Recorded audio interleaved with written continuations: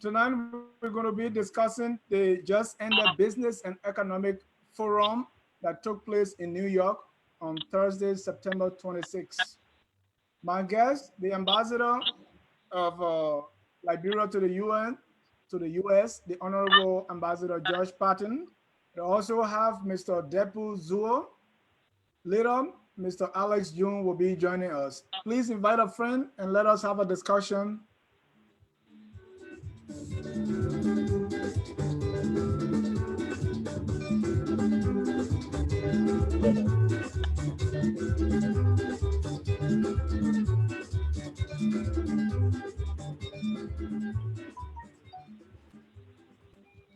Welcome, gentlemen, to Focus on Liberia. We are right here on the Business and Economic Forum.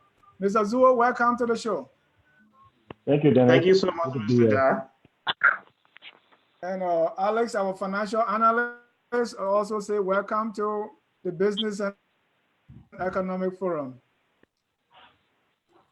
Thank you so much. Joining us for the first time is Ambassador George Patten. That's the Liberian ambassador accredited to the US. Ambassador, welcome to Focus on Liberia. Thank you, Mr. Jar. All right. Our topic tonight is the Business and Investment Forum that took place in New York on 26 September 2019. So first, I want to welcome gentlemen to this discussion. Before we delve into it, I want to welcome again all our viewers across the globe. Wherever you are watching us from, invite our friends and let us talk about money, business, and investment in Liberia. Let me start with you, Mr. Jones. Give us an overview of what we're going to be talking about tonight. Well, today we're just going to be dissecting the Business and Investment Forum that was held last week in New York City. There were some a panel of panelists comprising of several ministers and directors. I think Deputy Minister of Finance, the Foreign Affairs Minister, and so forth. So we're going to be going through that tonight, talking about the purpose of it. We listened to the audios. Obviously, we didn't get invitations, so hopefully the next time around we'll be able to do that, where we can be in person there. But so we'll be just covering it and exchanging the views, our views on some of the recommendations, the analysis, and so forth. All right, talking about dissecting the Business and Investment Forum, who else to tell us what it was all about than Ambassador George Patten, who was one of those who organized the forum. Ambassador, welcome to Focus on Liberia. If you can just give us an overview of what the Business and Investment Forum was about, what was the purpose of it, what were some of the success criteria that were set, and if you achieve your objective. Thank you, Mr. Jar. In the last couple of years, the national economy has been struggling, actually. That started maybe about 4 or 5 years ago. In the last 2 years, the challenges have become enormous to the extent that we have a currency that is in decline, and government payroll accounting for about 60 to 65% of the national budget. And that squeezes everything that the government wants to do with a budget. Payroll accounting for about 65% of the budget. There isn't much any government can do with that. And so in the government's formulation of this proposal, that it identified the private sector as a leading factor to economic growth. So what my office has been doing in the last couple of years, or the last couple of months, was to organize this forum that will create a space for private sector investment in Liberia, to open a private sector to have folks go in there, invest, and create more jobs for our people. The forum was also intended to increase trade and investment, trade and commerce between Liberia and the United States. Under the AGOA arrangement, trade between Liberia and the United States is barely amounts to nothing. We plan to see from that forum what can be done to enhance that, to increase that, to strengthen that, so that there will be a strong trade between the two countries. Those were the main reasons for organizing the forum. Thank you so much, Ambassador Patten, for explaining to us the purpose. And having explained the purpose, just briefly before we bring in my other panelists who are actually hosting the show along with me, we just want to see if, based on the purpose and the criteria that were set, was your objective met? To a large extent, I think we met the goal that we wanted to achieve. We firstly wanted to bring the private sector into the room. We also wanted to bring the Liberian diaspora into the room. We had the two groups represented at the highest level, huge numbers, business people in the room. And we also wanted to be sure that we had government officials in the room speaking to them. So yes, we had the government involved. We had the National Investment Commission. We had NOCAD. We had senior government officials who participated in the forum, the presentations. And so to a large extent, we believe the purpose was achieved. Now my office, it's been inundated with phone calls from people, potential investors now who want to go into Liberia. We are engaging with them and to facilitate their travel and presence in Liberia. So I think to a large extent, we achieved what we wanted to achieve. Thank you. Now let me bring Mr. Zuo and Mr. Jones into the discussion. And Mr. Jones is going to be, Mr. Zuo is going to be leading the discussion tonight. But before I brought him in, I wanted you to just tell us so that our viewers are aware of what we're going to discuss tonight. Mr. Zuo. Thank you very much, Mr. Jai. I think there's a huge responsibility given me tonight, but I think with the team on board, it was very good that I was able to get Ambassador Patten himself online, and where he is, he will be able to tell us, besides the summary he just gave, some of the highlights. But first of all, I want to say thank you, Ambassador Patten. This is one thing that we have to look at carefully. I listened to you talk about private sector, expansion of the private sector, and which of course is a main driver of the economy. Public sector had not done much across the globe, even with a bigger economy. Only China, even the Great China had not done that. So we want to increase our own participation as citizens in the private sector. But before then, what are some of the major, the question there is that what are the major area of priority that the government identify to reach out to the American economy in terms of trading? What are some of the major trading activity of America? USA happen to be our major trading partner, which of course we know. But what have been the government own priority that was set for this identical forum? The major sector identified. Thank you. We had two main sectors, agriculture and infrastructure.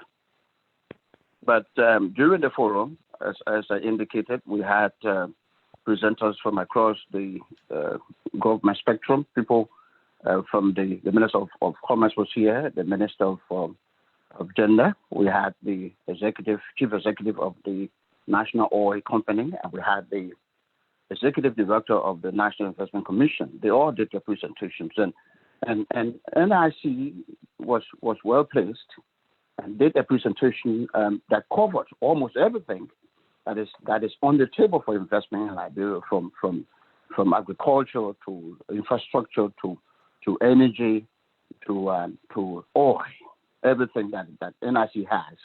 They did a presentation on that.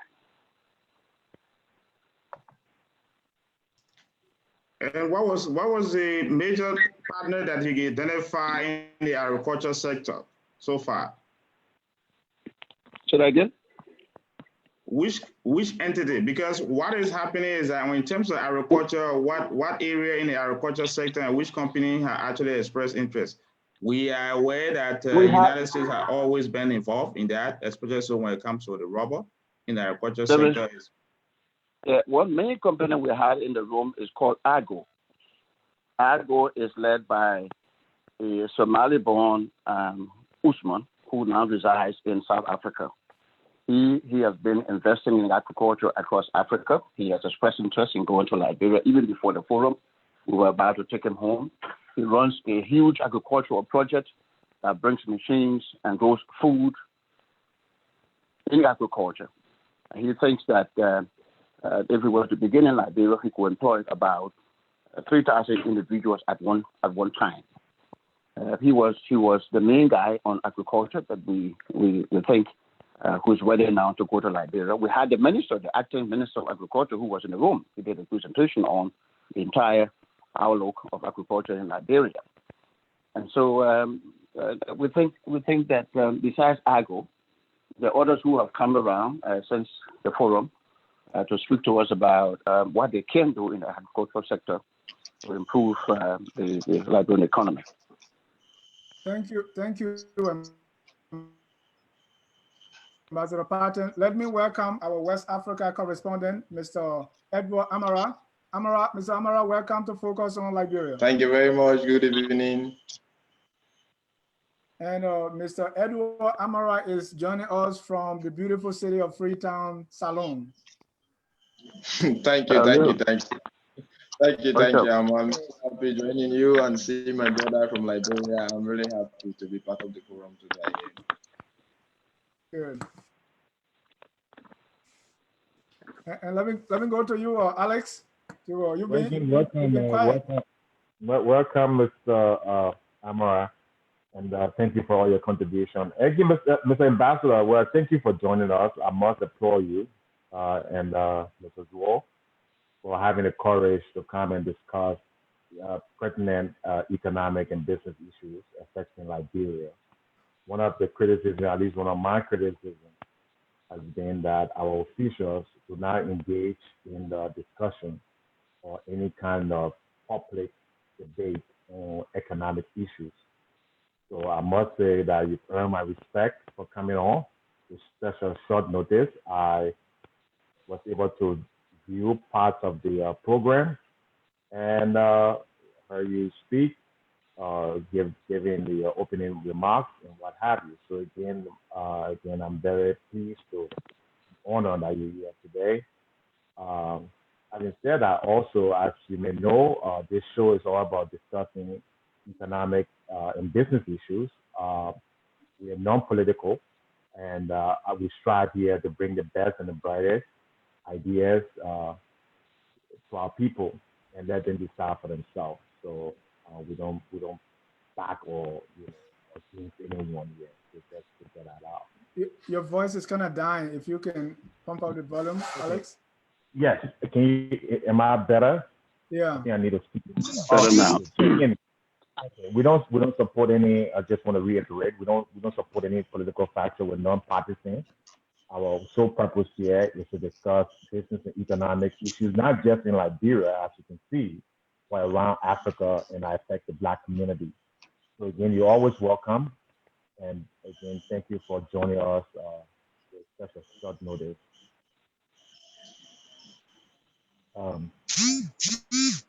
Having said that, I noticed after watching the show, and this is just question I noticed, so I want to bring on the floor, is that there was a lot of talk about agriculture.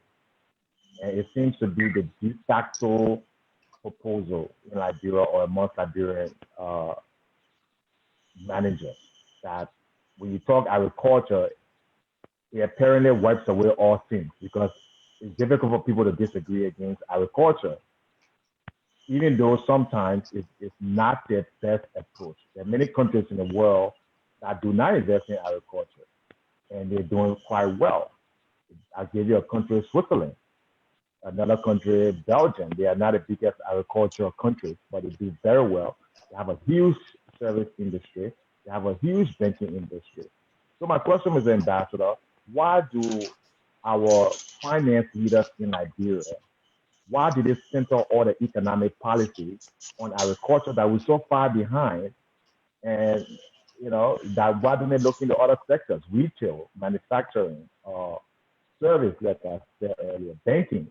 These are good sectors that has a faster turnaround time and greater returns if you look at the economic data around the world.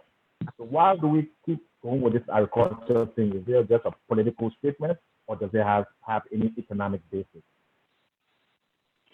Thank you. I think if you followed what has happened in the last almost 2 years. This current government has identified agriculture as a key factor for economic growth. Not that we must be able to feed our people, feed ourselves, and perhaps transport some of the food that we may grow. It is a source of employment for the young people who are loitering on the streets in Monrovia. And that does not suggest that other factors, including mining we're talking about, or manufacturing, are not important. But this is the focus of the government. This is what the government has identified: infrastructure and agriculture. So efforts have been made in this area not to undermine or to diminish the importance of the other sectors you talked about. There is need for banking, to strengthen the banking institutions in Liberia. We have to be able to grow our manufacturing sector, to be able to manufacture and export. We have to be able to have constant supply of electricity and water to our people. But these are the sectors that are being identified by the government. And my office is, as I stand, is in support of these sectors. And we think that we will turn our efforts towards them. So, Honorable Ambassador, in whatever you do, there's a cost-benefit analysis. Yeah. Having this forum in the USA with a lot of people coming from Liberia, could this have been done somewhere else, like in Liberia or anywhere else, to so that you could get better yields? That's some of the criticism I'm hearing. That why here? Yeah. I agree with you. It could have been done in Liberia or elsewhere. I'm even thinking of one now for Canada. As you may know, I am also the ambassador to Canada. I'm trying to reach out to folks in Canada to see if we can organize one. As soon as I get to that point, the public will get to know. But it could have been done somewhere else.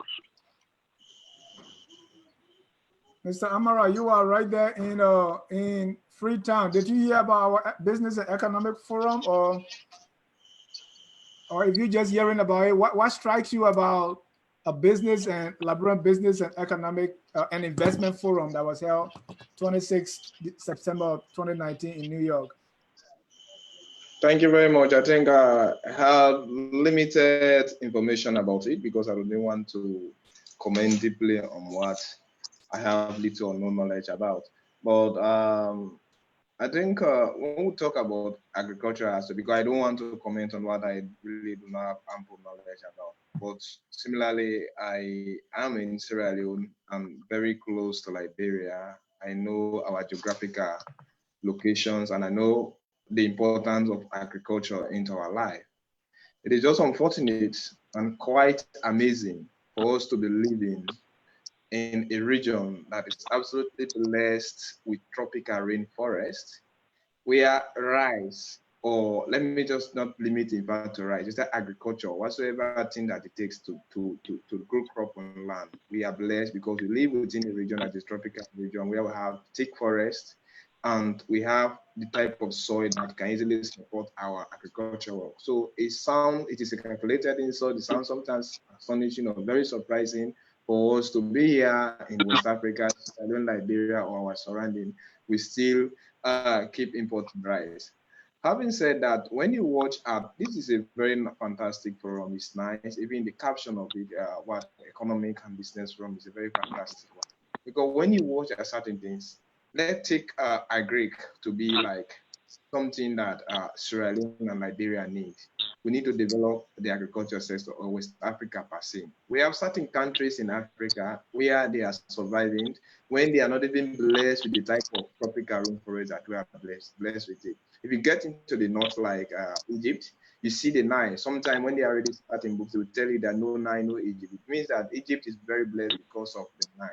And now Egypt is surviving today because of the agricultural activities. Even when you watch at Israel, this is a place that Israel was not any land that have any fertile ground, but through irrigation, they managed to have a kind of fantastic agricultural area, and they depend on themselves. You watch at places like Turkey, they are developing. These are just outside wars where they may not be blessed with the type of land that we are having. But when you watch at Sierra Leone, you watch at Liberia or our West African setting or Sub-Saharan Africa, we are absolutely blessed. But I think what is actually lagging behind in agriculture is that most of our sitting government, they have policies that they are normally creating theory. It is not in practical. Yeah. Because our staple food in West Africa, which of course Liberia is not an exception, is rice. But most of the 95%, not just 99% of the population in Liberia depend on the staple food that is rice. But how many people are actually investing in rice? The government policy, like we have extension agricultural workers, they are definitely not working. And we have the ground. Liberia has a very vast forest compared to Sierra Leone, but we are not actually making any maximum use of this thing. And you see the layman going to bed sometimes only one time, while he or she may only have a single meal per day. All that is telling you that because our economy is strongly dependent on other crude resources, like you talk about. They have diamond, they have gold, bauxite. These are some of the things that they cycle around the policy on. They forget about the agriculture sector. And when you watch at the agriculture sector, that is most of the people that are a substantive farming, and it employ around 70 to 80% of the people. And these are farmers who are there. So most of the policies of the government that have been formulated, they only support the agricultural work in theory. It is not coming in practical. So you find it very difficult how the layman can survive. Thank you, Mr. Amara. Let me go back to the chairman for the day, Mr. Zuo, to take it over. And if I may just come in before Mr. Zuo. Sure. There was another thing to the forum which we thought was useful. We have a huge diaspora population here in the United States, some of whom are engaged in various businesses. We thought that the time has come for our own people, the Liberian people who are here, who are doing business, who have money, who are engaged in various activities, to invest in their country. So we had them in the room. We had many of our people in the room who are now talking to me and seeking guidance on what to do to go back. So that was one of the things we thought we wanted to achieve, which we did achieve, to have our people focus on their country, not continue to go on social media and just indulge in anything. The idea was to encourage our people, it's your place, it's your country. There are areas in which you can go and invest. There are places you can go and make some money. Go there and invest in your country. We achieved that. We had them attentive. We've had them to pay attention to that. And I am certain that Liberian people who are in the States, in these United States, will begin to go home and bring some money, put some money on the table for investment, and of course employ some of our people back there who have not had jobs and whose livelihood has been affected. Thank you. Okay, Ambassador, when you talk about investment, the major concern there is having the right investment climate. And I know that the government have been trying to see how best to improve the investment climate. They have a committee on the investment. But you will note that just the Economic Freedom Report actually showed that Liberia is the 47th country out of 37 out of 47 sub-Saharan African countries that's still having a very low score. And how can you improve? How is the government trying to improve this score so that you have investor confidence in the system, especially so looking at the population, looking at the rules, in terms of government integrity aspect, judicial effectiveness, and other things that still remain a challenge. How are we addressing this thing while we're calling for partners? Mr. Zuo, first and foremost, we have to be sure that Liberia remains peaceful. The peace we attained in the last couple of years, we're able to keep it, that is sustainable. Because nobody will want to go into Liberia, go into an environment, a situation that is chaotic, where they cannot invest, where people who invest will end up running away and losing all of their investment. So we have to make sure, in my outreach to the Liberian communities in this country since I've been here, I have been expressing the need for our people to engage and talk to each other, and not undermine the very peace that we stand on, that we enjoy. Because when we undermine that peace, nobody goes to Liberia. Even Liberian people in this United States who have money, who may want to invest in Liberia, will not go to the country if the place is chaotic and it's not peaceful. So we need to keep that peace first.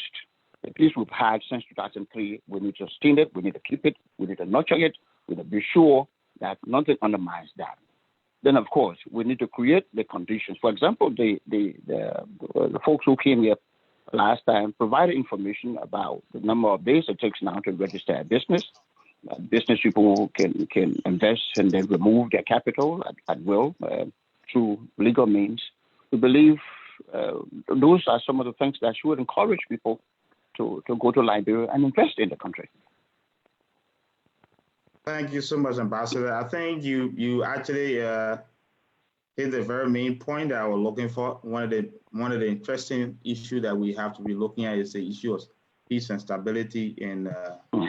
But I think beyond that point, one thing about the United States relationship with Liberia in the agriculture sector is the rubber. What is the opportunity for value addition? Because in any case, it has remained a rare raw material. The latest been exported, and as a result, it remains a serious challenge to the economy. Is there any other plan from the discussion while you are engaged in the diaspora? What's about the major partner? Value addition to the resources we have in Liberia is critical. It's a very crucial point that everyone must make. We've had Firestone for so many years. Some people say we can't even produce a rubber band. So we want to add value to what we produce. We want to add value to the wood that comes from our forests. We want to add value to the diamond and the gold that comes from beneath our soil.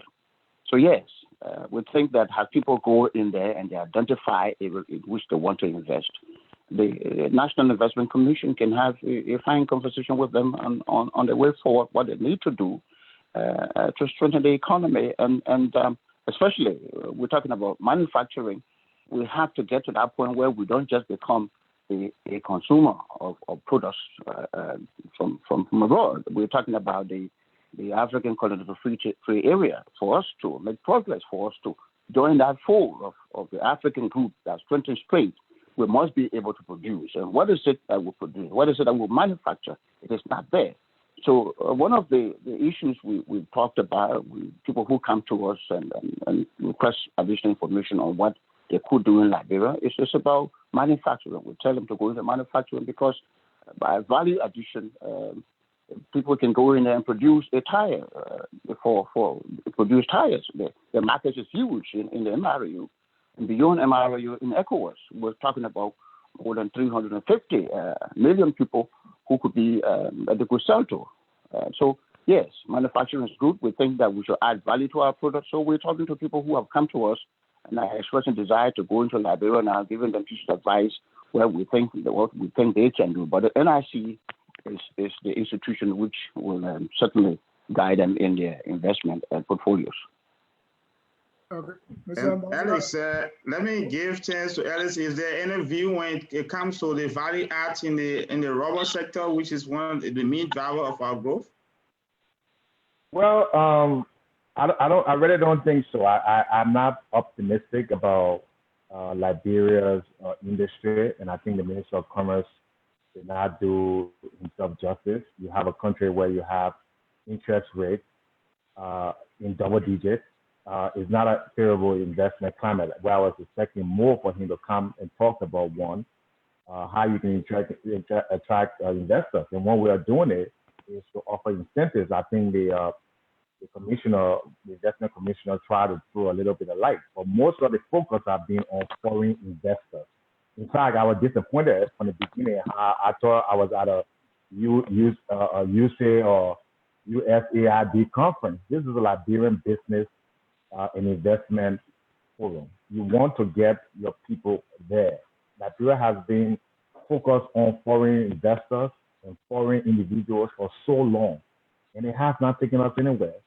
There's lots of Liberians with the capacity, with the capital, and we don't find our ministries reaching out.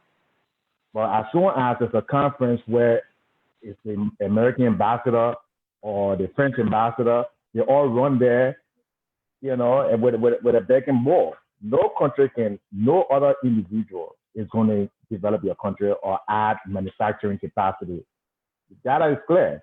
Whether you're Singapore or you Rwanda, you have to invest in your people. You have to have low interest rates. So I think to sum things up, I think the economic team haven't done a good job in Liberia. They've done a horrible job with the last year. One, they haven't communicated any direct plan, any economic plan to attract investors. So on the one hand, it's saying, oh, we want investors to come to Liberia. Okay, I'm an investor. What are you putting on the table? You're telling me to leave work or take my money from in America that I'm earning a fixed return on and take it to Liberia where there's high risk, difficulties in starting a business, low skills.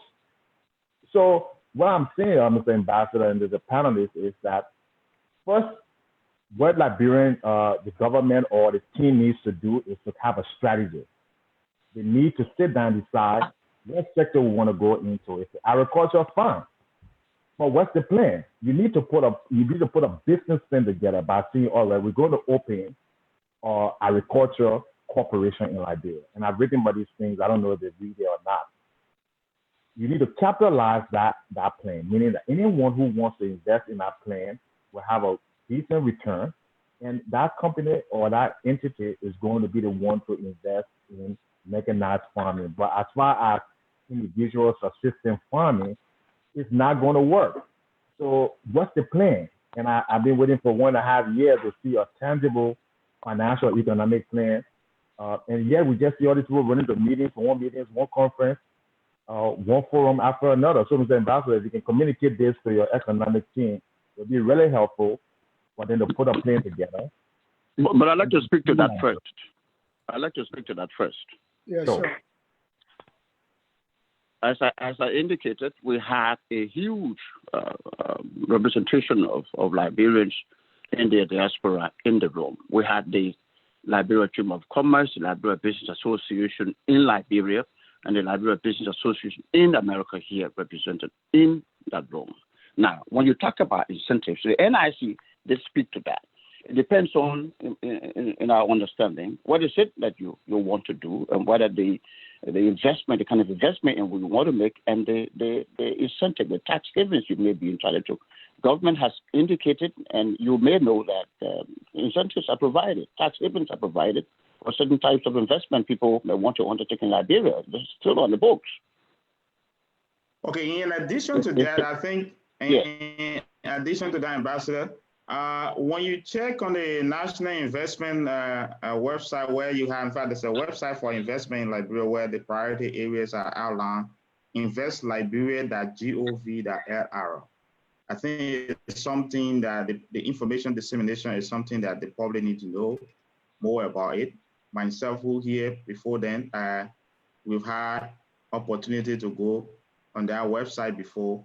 You can get some detail on what are the opportunities, the strategy, and rest of the things that you have to get from there.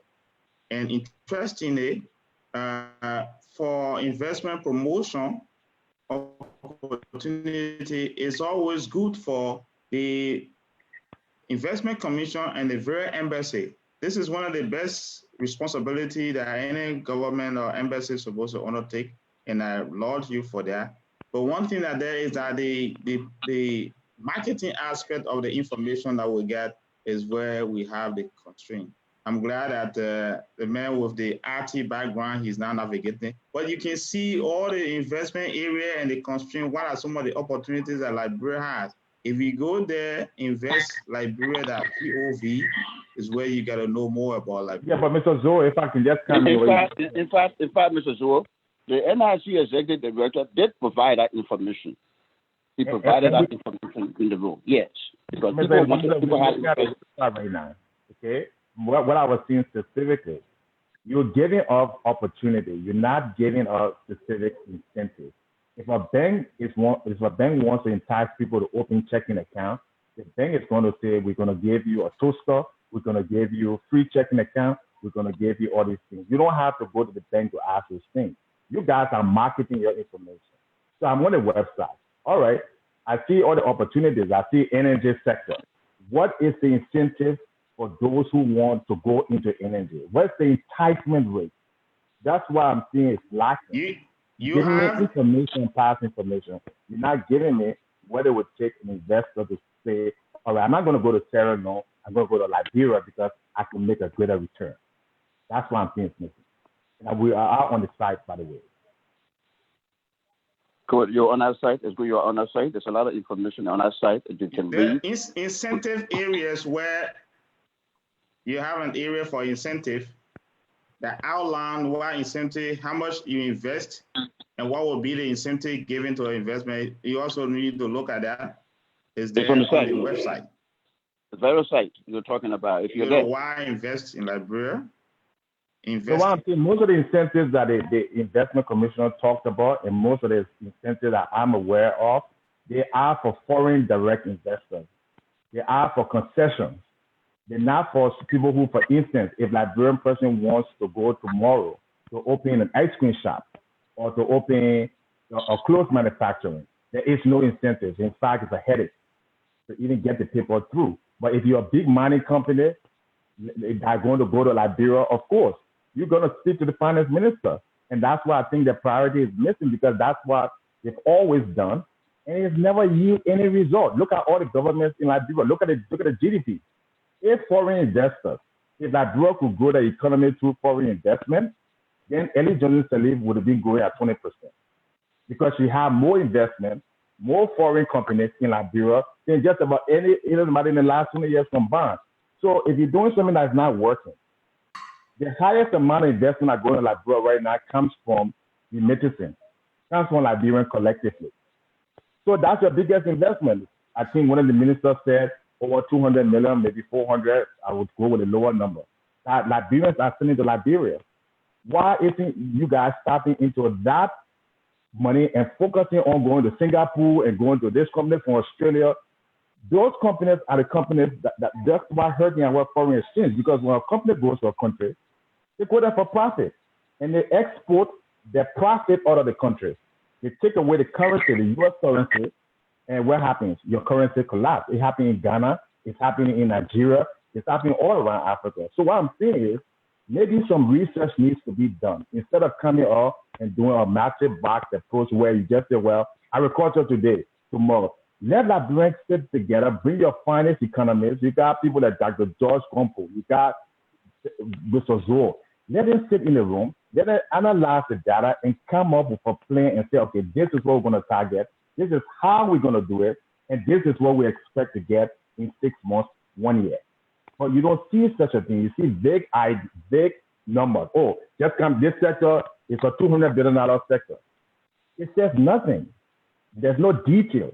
There's no office that's set up to say that calling people in America, look, you want to open an import-export business or you want to send cars to Liberia, right through in fact, I will do it through the American Embassy. Yeah, I will open an economic division in the American Embassy, just like the U.S. has an economic officer at all of the embassies. And that embassy, and that person or that office under your direction will be only responsible to recruit and to attract Liberian investors. So that's why I'm giving you guys some ideas on what's working and what's not working.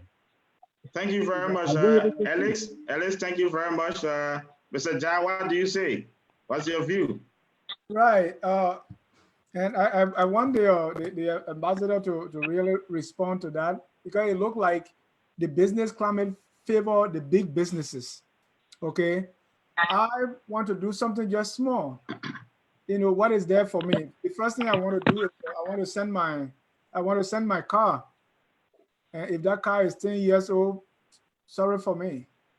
So what are the incentives? How level is the playing field? How conducive is the climate for someone who does not have maybe 100 million, who have just maybe 10,000 to start something? Okay, before the ambassador comes in, besides the NYC website, especially so for Liberians and other viewers to know about it, investliberia.com. For business registration in Liberia, you also want to say there's a website called lbara.gov.lr. That gives you the opportunity for registration process in Liberia. You do your online registration, you get the information on that, and that itself, it becomes an entry point for Liberians, especially those who are also interested in investing in Liberia. So, but Ambassador, let me give you the chance to answer the question.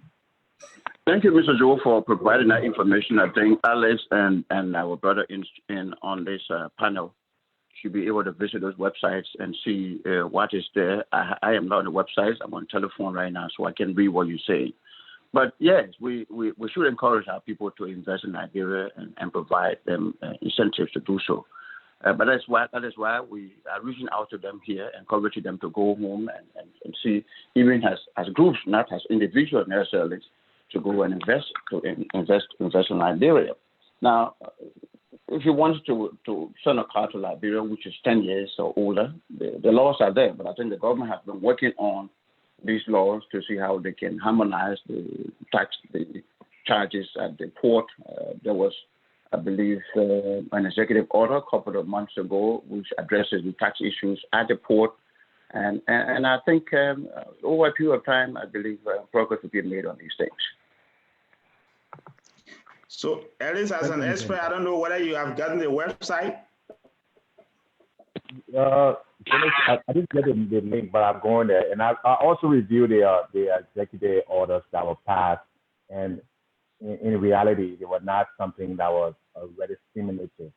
They were to, give some tax for imports of some materials. They were nothing substantial. And what I'm trying to say is, Liberia has to a problem. I think the ambassador alluded to peace is the most important thing, right? But there's no country can have peace if you don't have economic security.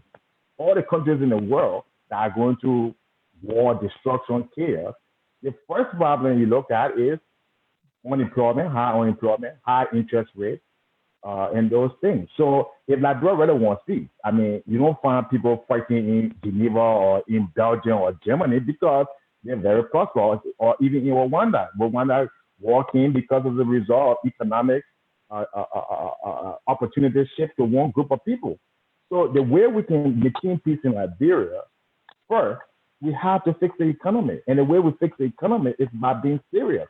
This is not a political issue. It's not an issue where, I like this person, or let's say what would sound good. If you want to invest in, let's go back to agriculture. We're talking about agriculture here. Why hasn't the Agriculture and Development Bank been reopened after 1.5 years? If we're really serious about agriculture, because you need a lot of investments. You need equipment. Unless I heard somebody, they're going to take $25 million from UC or USAID to add it. That is not a substantial investment into a sector like agriculture. You need to have mechanized farming. You need to have proper management. You need to have low interest rates. And I think Professor Tabet said, alluded to in the 70s when they had the carry and all the different programs. But we can't rely on these foreign aid programs. Aid is what the problem of Africa. I don't know if you read Jamisa Moyo Dead Aid. It's a problem because you don't have good management. Two, these countries their goal is basically political in a way. They're trying to get in your country to tell you how to control your system. If they don't have an economic interest in saying that you can build agriculture industry that can compete with them. Look, Rwanda is selling tea outside of Rwanda. It's a landlocked country with almost 3 times the population, with no really natural resources. And what they've done, they first recruited all the people back home. They built institutions. Those people are the ones who now are investing in Rwanda, not foreigners. And so that's why we're saying that folks like you, like the people in the diaspora, should begin to focus on their country, to go back home and invest. That's the point I am making. Yes. That's the message I take around. Yes. And we applaud you, and we applaud your government and you for that. If I have the right personally to the president for you coming, because it's a disappointment that the finance minister have not shown up to a show. You say we involved. We take upon our time every week to plan topics on Liberia. We invite people. We take our resources, and we don't have anybody from the Ministry of Commerce. We don't have anybody from the Ministry of Finance, from the central bank. They can designate somebody to say, look, these people are talking serious economic issues. So let's encourage them. Let's support them. So you're coming here today, Mr. Ambassador, like I said, you want my respect in your government for just taking this little bit of step. But we need the finance minister to come to talk to his people, to debate these things. America is not great because everybody's behind one political party or another. It's great because we have an open discussion on the social and economic activities. And that's what we do here. If the government is doing something good, we'll praise them. And what all right. Thank you. Can we give Amara? Do you have? Right, and Amara, before you come in, the question I have for you is, there are some Liberians who praise President Julius Maada Bio and say, oh, look at Sierra Leone, look at what they are doing with the economy, look at what they are doing against corruption, look at what they are doing. So you are very familiar with activities in Liberia, and you are between it. How do you compare, the economic climate in Sierra Leone to Liberia? Thank you very much. I think when we are talking about investment in business, we shouldn't forget about the political sector. Because normally we have the two types of government that is operating within this sub-region, that is Liberia and Sierra Leone. And we have the Mano River Union. We believe that things like that should support agriculture and other activities, because these are some of the things why the Mano River Union was set for. When you watch at Sierra Leone politics or policies and compare to Liberia, I can say both of them are pragmatic in nature. But Sierra Leone policy is more empirical compared to that of Liberia. Most people may be praising Julius Maada Bio because of his practical politics or policies that he has set up. But you watch at the two leaders in question. Maada Bio have wealth of experience when it comes to politics compared to the led administration. That one is crystal clear. But even though Maada has that type of political experience, when you compare and contrast him with Julius Maada Bio, but with George Oponwe in Liberia, but we also have a very good administration set up. I think what we just need to do is to have good governance instead of just relying on democracy, because we have a democratically elected president. When there is no good governance into the country, the people hardly feel secure to come. Even when you watch at the business sector, most Liberians are in the diaspora. They want to come into Liberia to come and set up their business. But as long as the political climate is not good, they may definitely not tend to invest their money in Liberia. And the Julius Maada Bio-led administration have something that attract investors compared to Liberia. Because when he took over less than 2 years ago, he decided to set up a commission to fight against corruption. I all know that corruption is the biggest disease in Africa, and no less than Liberia cannot be taken away from it. We decided to fight that particular. He made the anti-corruption commission led by Ben Kafala so independent, and everybody is not exempted. Nobody is above the law. And that one is very pragmatic. And throughout the setup of the Anti-Corruption Commission, we have seen that it had yielded dividend. A lot of people have been fishing out, caught, some of them have been prosecuted, and they have recovered a lot of money, over $1 million. That particular thing has been sent to the government coffer, and they have been invested into doing other things. And when investors want to come, they first need to gain trust with the administration. If they see that the policies operating on the ground are actually comfortable, they are there to fight against corruption, they will definitely intend to invest. They have one type of project. They already contacted Turkey. They have a kind of a Tomabu project. It's an area that they want to come and invest in the the eastern part of this country, where they will come and set up farming, and it's just about 3-month procedure of rice. Those rice will be ripe enough for people to start harvesting. So when you watch at things like Liberia also has in fact, like the forest in Liberia is thicker and vast compared to Sierra Leone.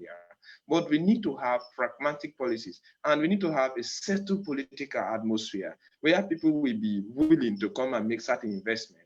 So all we need to do in the first place, the way I led administration should understand that staple food is Liberia's main problem, because if the ambassador can agree with me, the government of Liberia may be spending huge amount of money to import foreign rice to ensure that the citizens do not go out of rice. Because we know most of the time government can even lose its popularity and legitimacy when there is no staple food into the government. But we are blessed with the forest, we are blessed with that natural environment. Why can't we invest? The best way for us to invest is to have a calm political atmosphere and invest in certain things and fight against corruption, attracts people who are who matter to the administration, and try to you contact people who are technocrats. And the policy in agriculture should not only be set in theory, where you say you are going to buy tractors, empower the farmers, and those things they only end in theory, they may not come into practical form. So let us just forget about exporting diamond, gold, bauxite, and trying to get to the root cause of this crude oil, and make use of the land that is a natural gift from God. The land is already there, we have fertile, and people are there because a lot of you jobless. Most of my that is why sometimes even when I watch at Africa, how can we develop? We have a kind of the demography of Sierra Leone and Liberia is definitely made up of youth. But how many of these youth who are technically inclined to even make use of those things? So the best thing they can do, try to invest into the youth. Investing into the youth, attract the agriculture sector, come with certain things, because even the type of proceed that we have, or the yield of rice that we have, may even take 6 or 7 months, even 9 months for them to start harvesting. Immediately they come with certain seed or yield of rice that may be harvested around 3 or 4 months. You see a lot of youth would intend to be attracted to this thing, but they should empower them, and they should get down to the layman. But the extension services, they're very weak. In both Liberia and Sierra Leone, you hardly see them around. When they come around, the education given to these farmers there is no quality and adequate education given to them.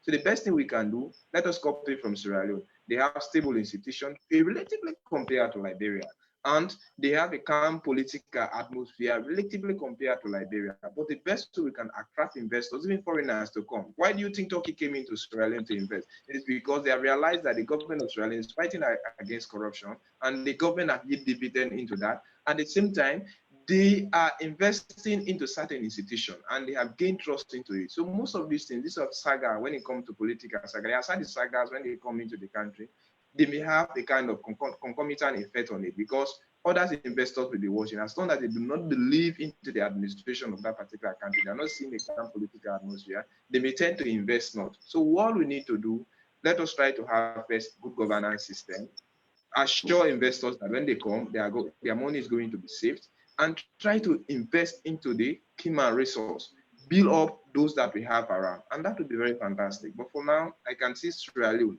in the next 3 or 4 years. I think this administration may do a little bit better compared to that of Liberia, because of the biggest thing that they are doing. They are fighting against corruption. They are yielding into it, and they are getting international trust. Okay, thank you very much, Amara. You have come up clearly. Amara, besides the anti-corruption approach, what do you think in terms of domestic production, in terms of agriculture? In terms of domestic production, in terms of agriculture, there is no vast difference between Liberia and Sierra Leone, because all of us depend on product from Guinea and from other places. However, Sierra Leone is making the stride into that particular move, because, as I said initially, they are fighting. They have a strong anti-corruption commission being set up in Sierra Leone compared to that of Liberia. And most of the investors by then, they refuse to come and invest into this country, to even support the government of Sierra Leone with money for them for that first money like that to be invested in agriculture. Reason being, we are afraid that the system is corrupt. And when the system is absolutely corrupt, they can tend to destroy anything. That was the fear. But now they have a kind of fantastic contract being signed with the government of Turkey under Erdogan, and they are willing to invest 10 years they are willing to do 10-year investment into Sierra Leone. That is part of the Tomago project, and the proceeds that they are going to, or the type of yield of rice that they are going to give you, it's just like 3 months, because they have gained trust. Even when you watch at the IMF report that just came out a few days ago, like the Sierra Leone's report is very friendly compared to that of Liberia. So investors may want to come. The first thing that they need to do, let them fight against corruption. And even you, if you're a private investor, you want to go and come and do certain investment in Liberia, what you first need to do is the political atmosphere calm. Is that because there are certain policies that they may even set up. It may militate against a private investor's interest. And when you make business, you're making the business to maximize profit. But if you understand that the government policies are definitely not attractive, you find it difficult to survive. So the Anti-Corruption Commission being set up in Sierra Leone that is yielding dividend is going to attract investors.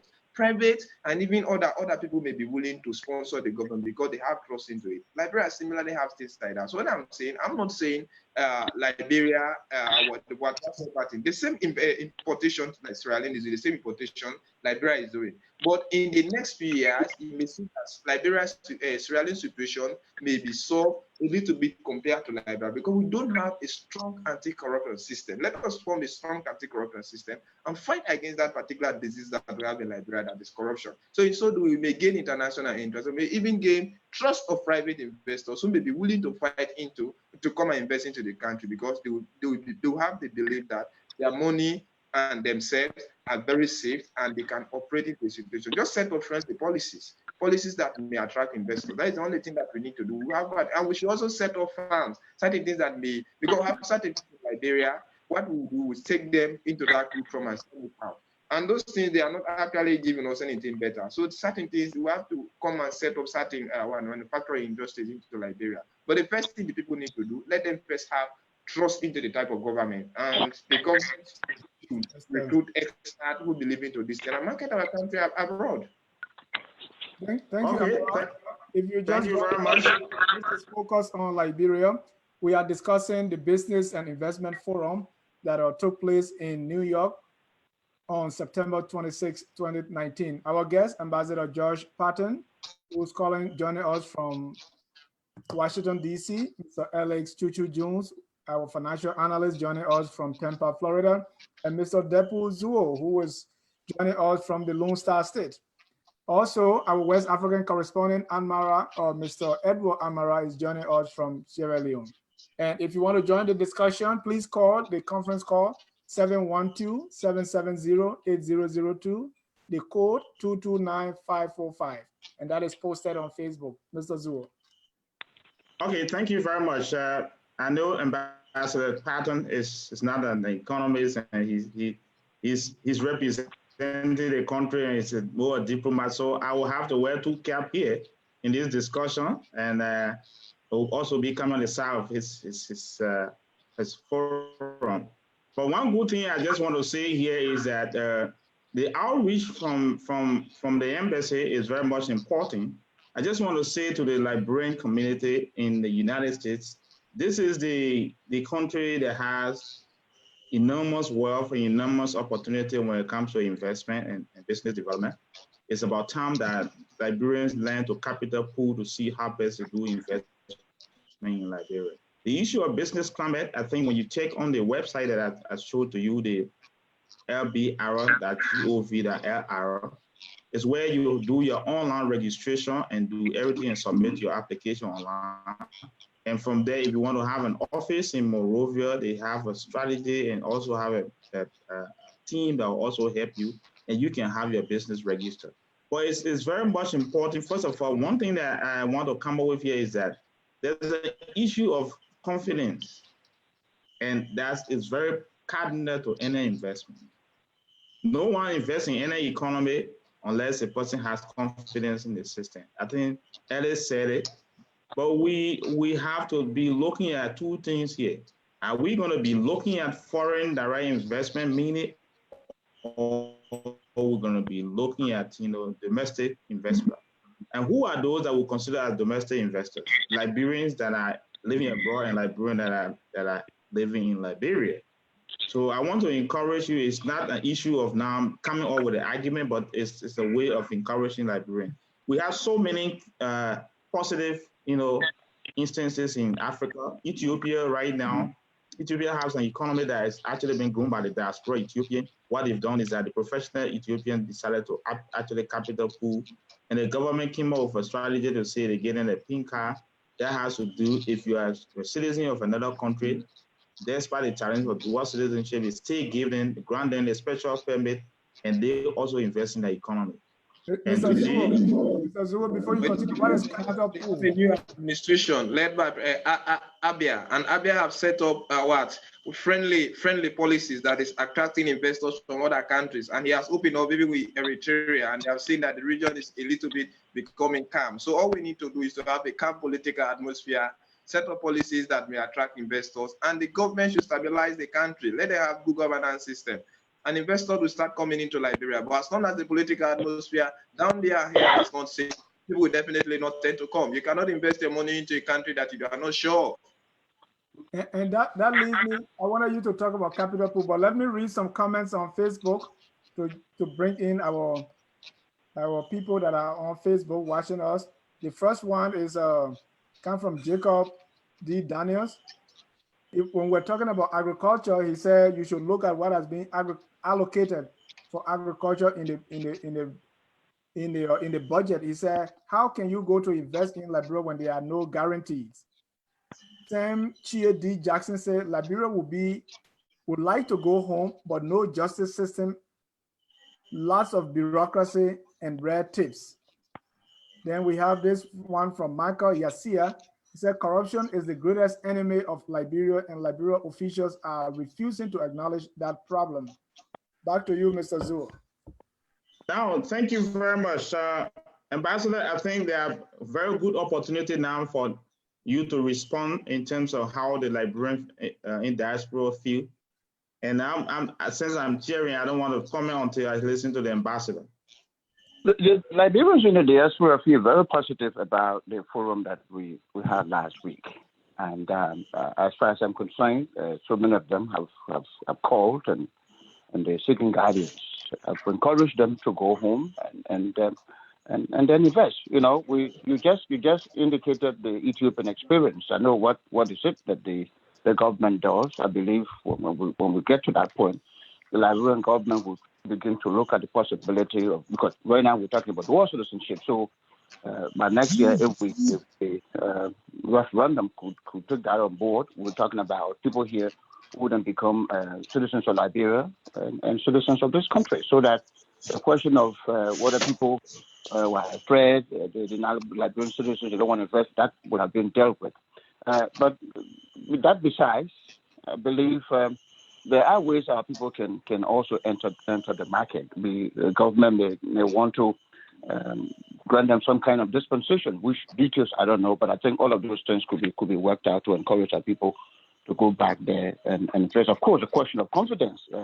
People have to have confidence. That's what I said in the beginning, that we need a stable political environment for people to go in and invest in our country. Without that, it's going to be difficult to encourage anyone to go in there. So we need that. It has to be there. We have to be peaceful. We have to learn how to address our issues, to put our points of view across in a way that is very peaceful and accommodating. Anything outside of that, we run the risk of nobody paying attention to us. So yes, we need confidence, we need stability, we need our people in there, and I believe the government is ready to provide the dispensations that are necessary for folks to go in there and invest, especially Liberian people. Ethiopian experience is a very, very good one. I spent a couple of years there. I know what to do. I believe we could learn that lesson from Ethiopia and encourage our citizens to go back home there and take some money. Ambassador Patten, one person who was conspicuously absent from the forum was President Weah. Was he supposed to be there, and if yes, do you know why he did not attend? A lot of people. The president was seized. The president was seized with matters of the UN General Assembly. At the time that he was supposed to come, he had a meeting with the Secretary General. Of course, he wasn't the only person in that online to see the Secretary General. The number of people who had gone to see him and the president's own time could not avail him that opportunity to be there. So that's what happened. It is not that the president refused. He was engaged. He had a meeting with the Secretary General, which couldn't permit him to come to the forum. My next question is, we just concluded the economic dialogue in Monrovia. And right after that, we have the economic and the business and investment forum. Did they have any link, or was it one of the recommendations from that dialogue, or was it an offshoot? So we have these back-to-back meetings on economic issues. I think they're supportive, mutually supportive, not exclusive. As a matter of fact, we started planning this forum in New York since March when I arrived here early. So the efforts that were made here are in support of the government's economic engagement and policies back home. Okay, thank you so much, Ambassador. And one thing that here is that I heard you talking about, they highlighted agriculture infrastructure. And I know that in Liberia, we will see that from the assessment, Liberia had a boundary constraint when it comes to infrastructure. And you have the Millennium Challenge from the United States supporting the infrastructure pillar, and they are taking care of the electricity and road. So how far are we in terms of electricity in Liberia than now? Because I know we're supposed to be looking at reducing the cost of electricity, which is very much paramount to the business climate.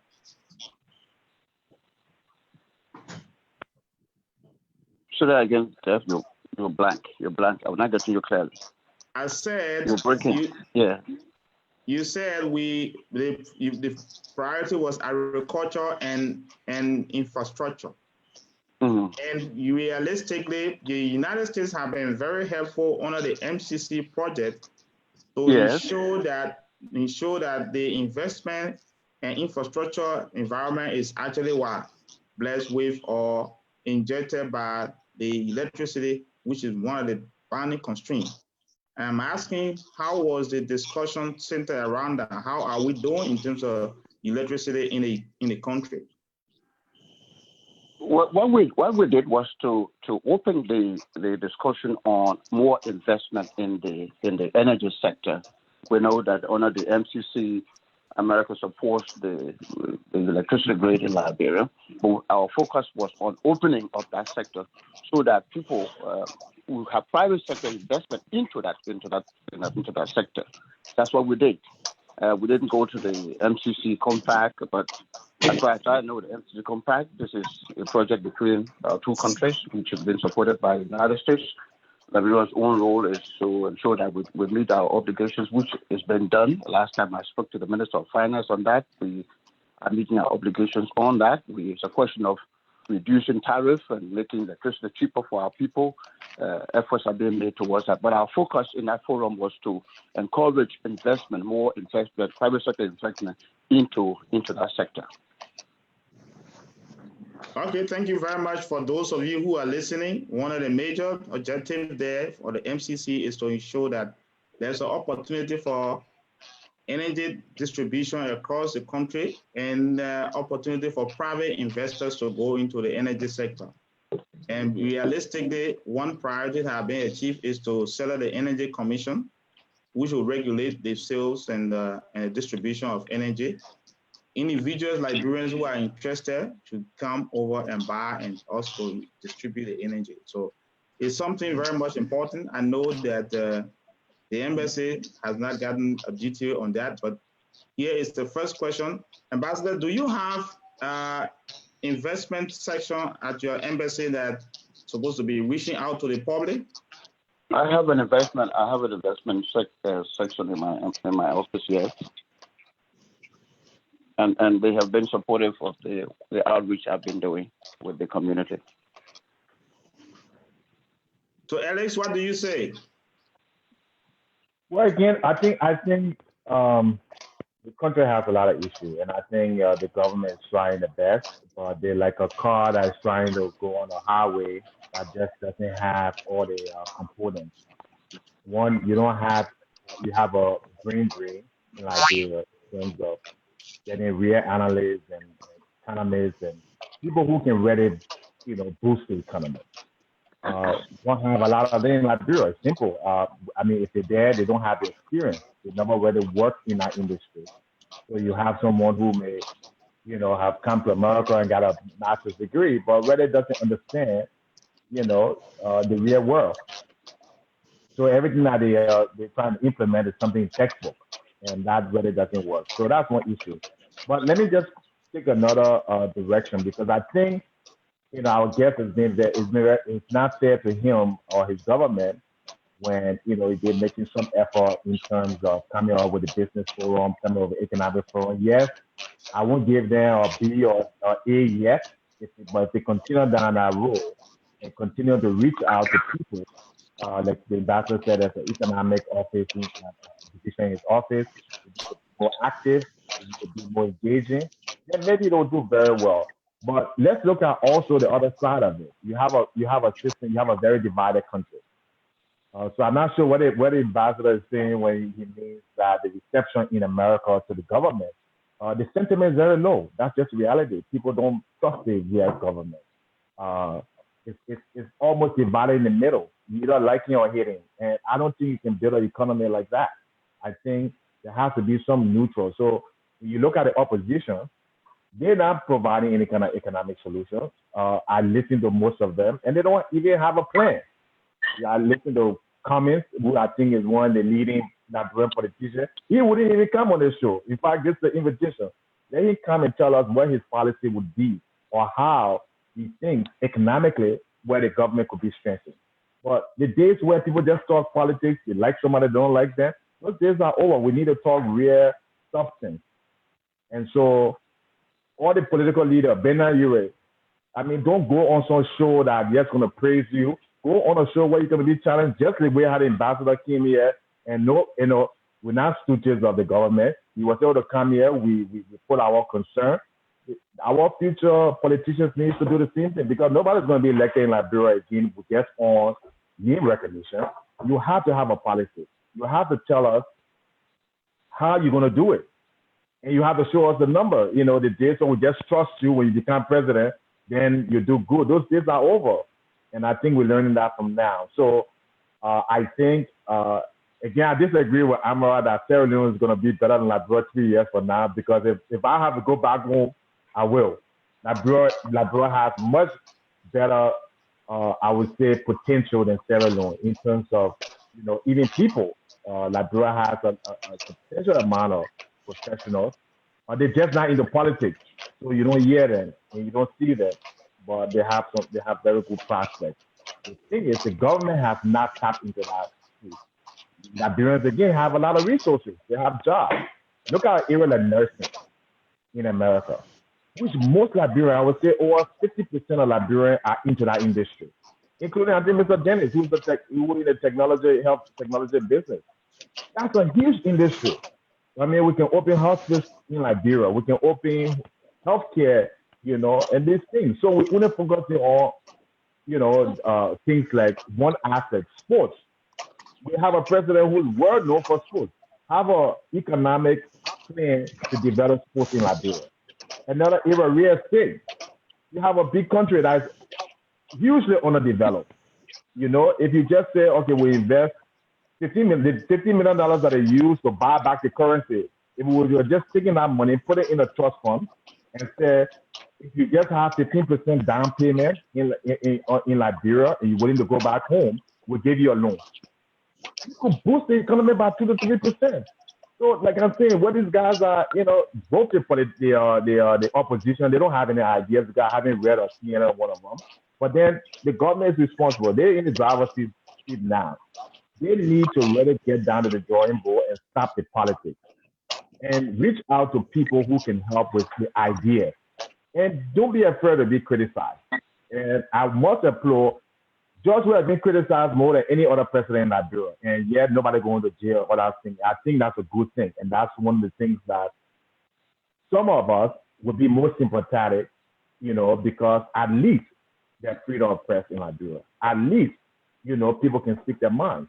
On a previous government, it was very, very challenging. So there's some good things. We just need to channel those things now into economic development and focus on the economy because that's what will bring us stability That's what will bring us growth.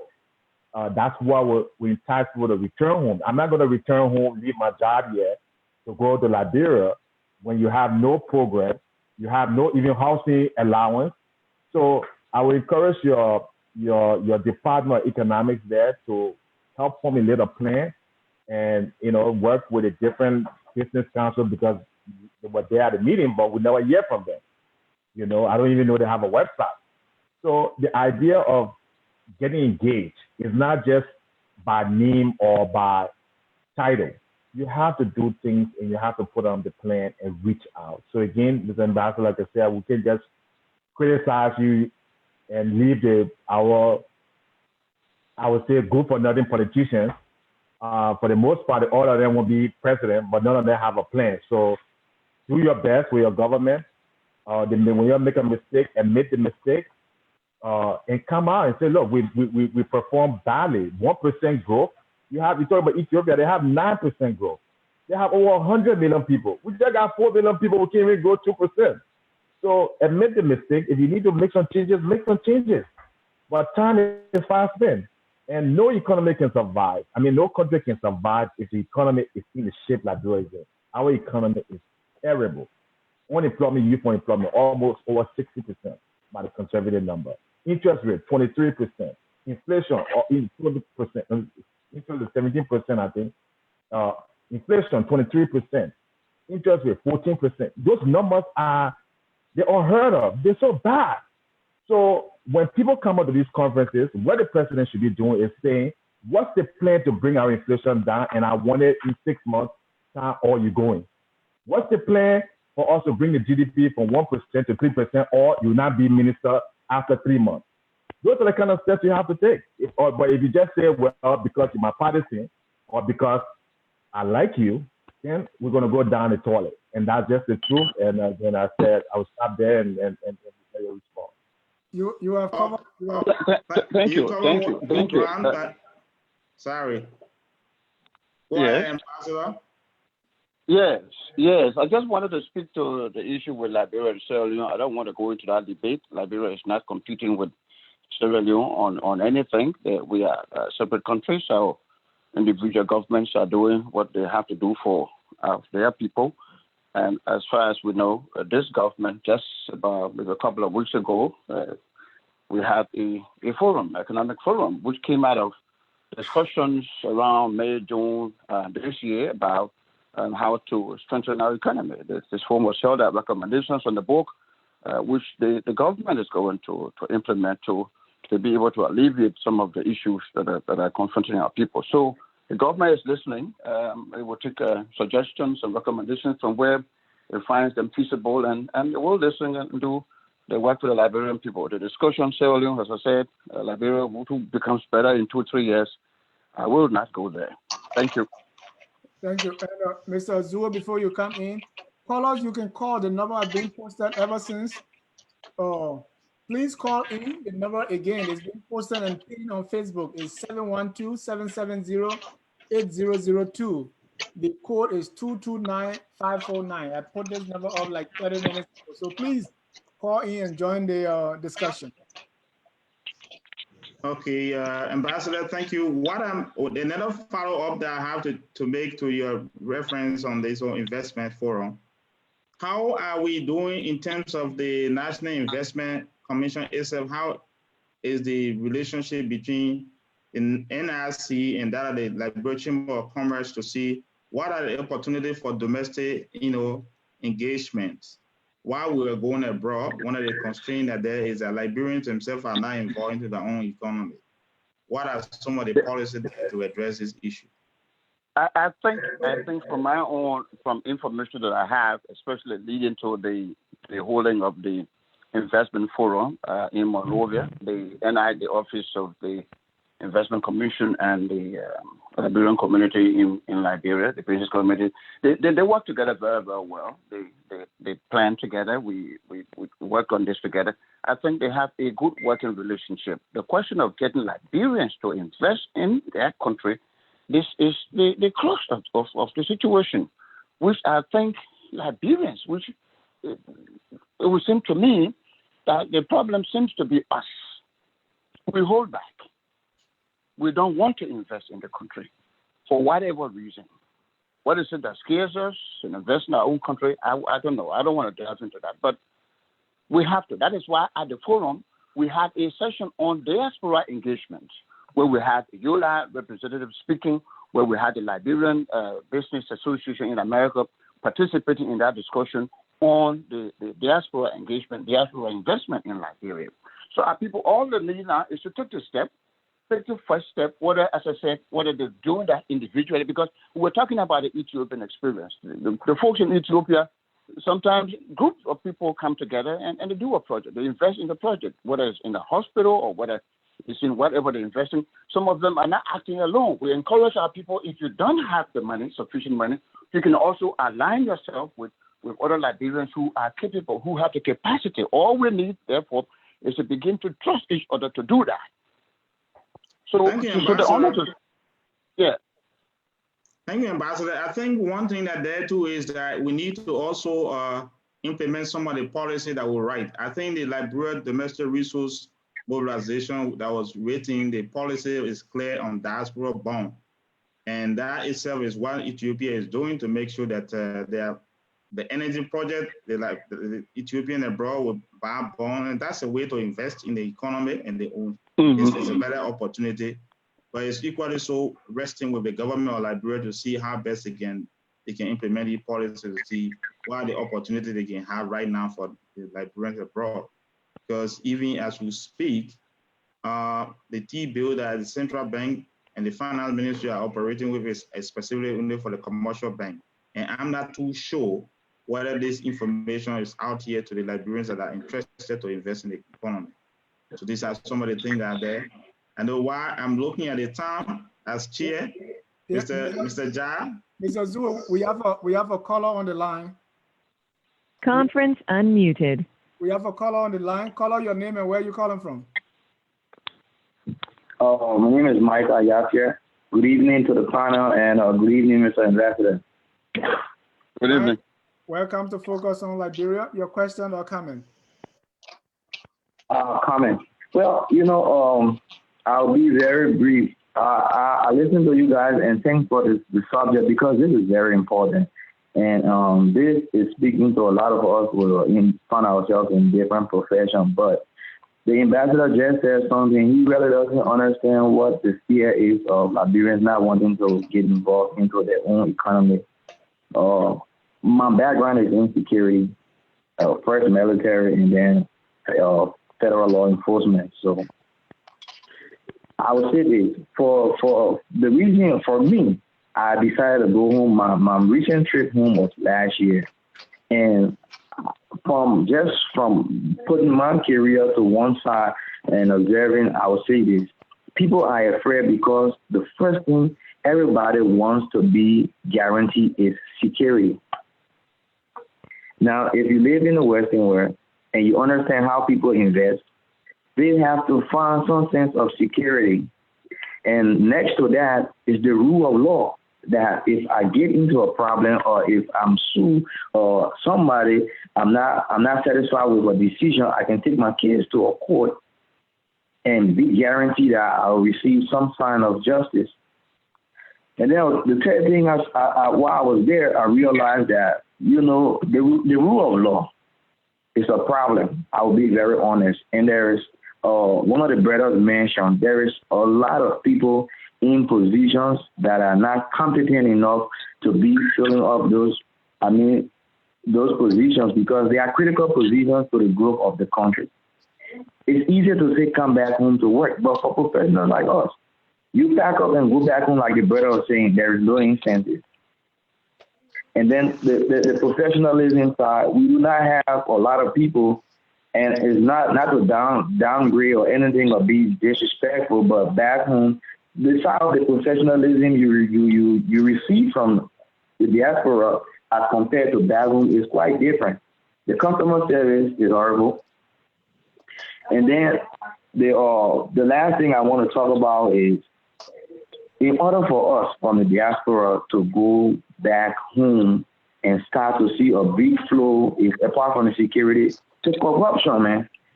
That's the most important thing. If we have focused on the corruption, and Mr. Ambassador, I don't mean to say this, in an ugly way, but if this administration will focus on corruption,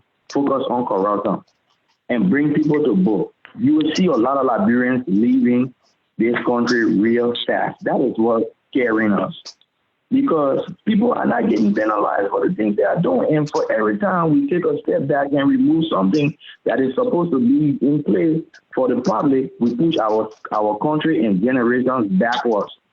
And then Amara from Sierra Leone, I grew up in Sierra Leone because the Civil War took me to Sierra Leone. So I live in, part of my high school, I went to high school in Sierra Leone. He's a low correct, my brother, because if the international community is looking to see that corruption is the biggest player in the game, and they are focusing on that, then you give a lot of attention for people to feel at ease to say, okay, I can take a risk because they are pressing on corruption. But if we are not pressing on corruption, we are not focused on corruption, I don't think a lot of Liberians, you will not find a lot of Liberians going back home. I'll tell you the truth. I strongly believe if they keep going this way, you will find Liberians going close to home, which would be Sierra Leone, but not Liberia. Because you work so hard in this country, and when you try to invest, you are afraid that. Can I speak to this issue?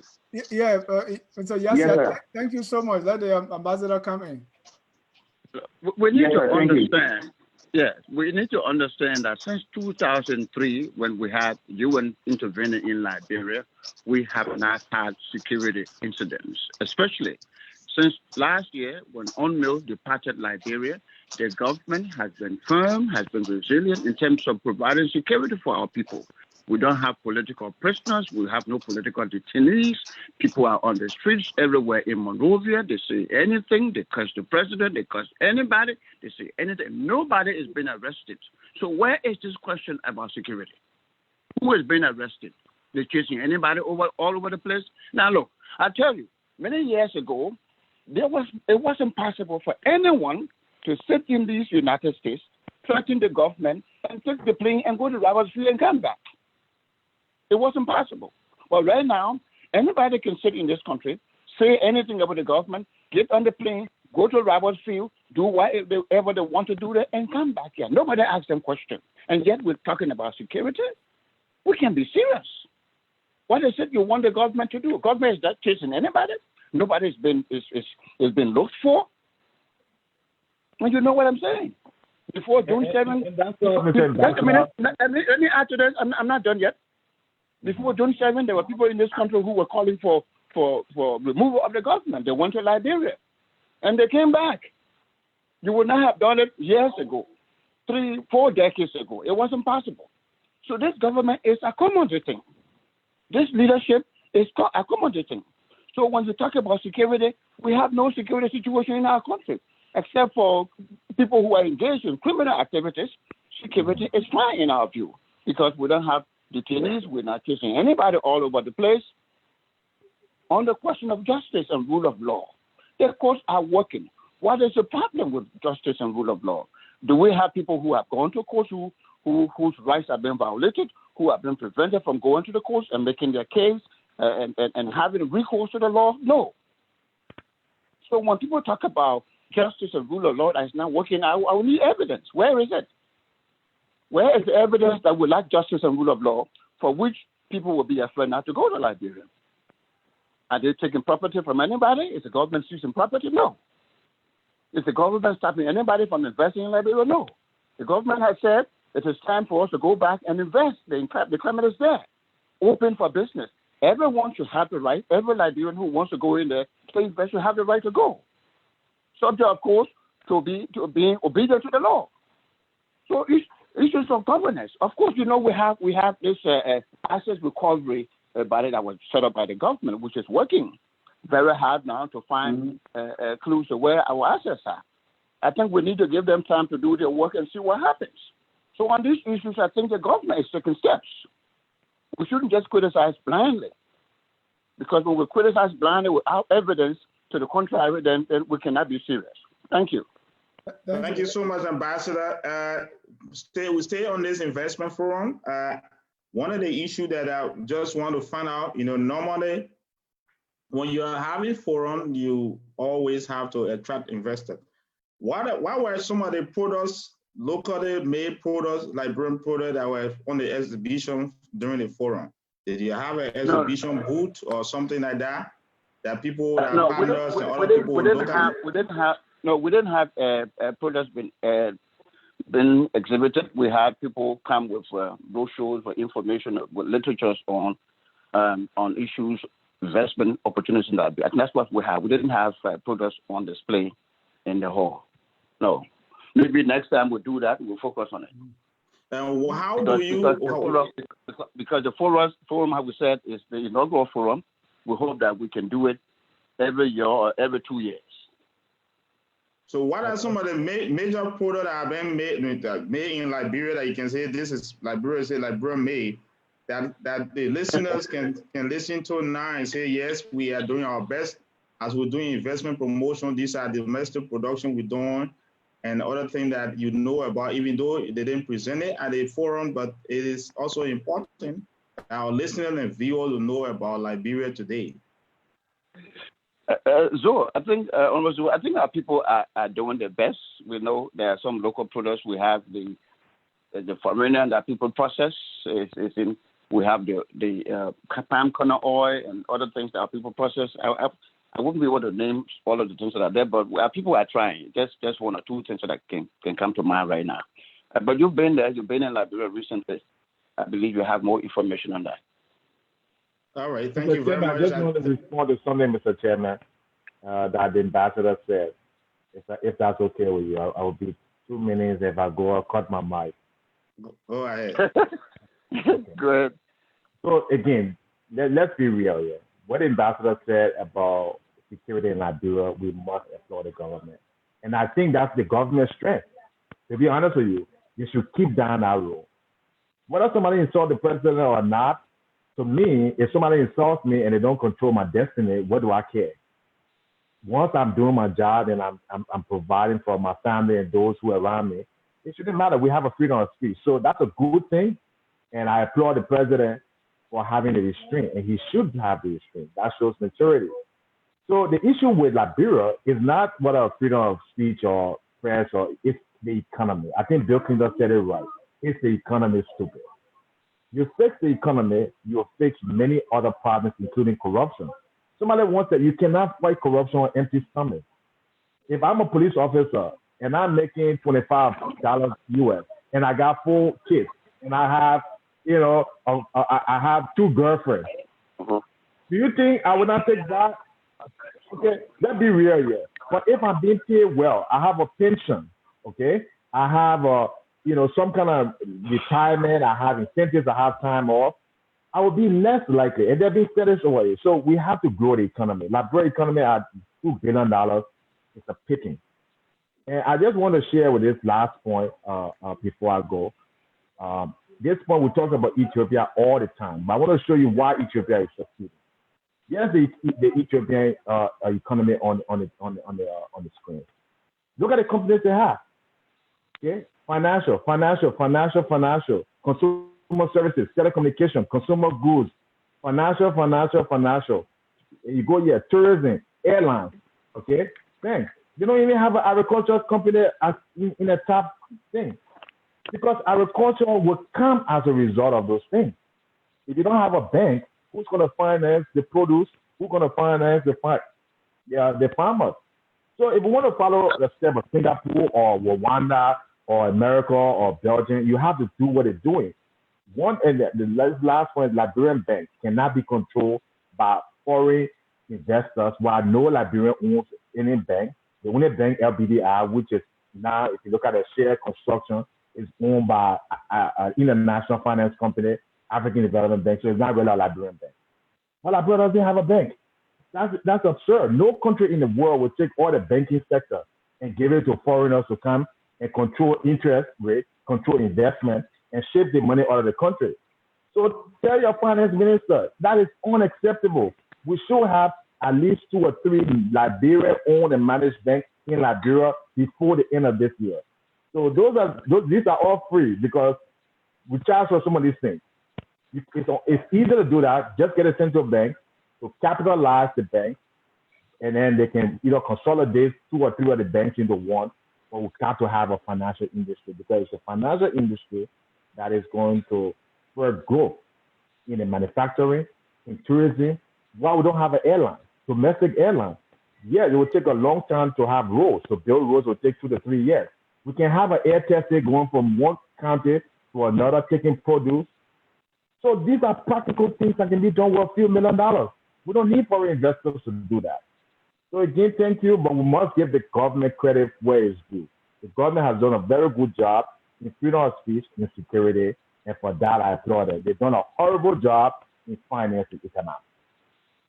Thank you very much, Ellis. Thank you, Ellis. I know you will still be on board, but one of the information I also want to give out is that in terms of domestic investors, I think we have people on the energy side. We have a very good case study with company Jungle Electric, which is owned by Mr. Floyd Thomas.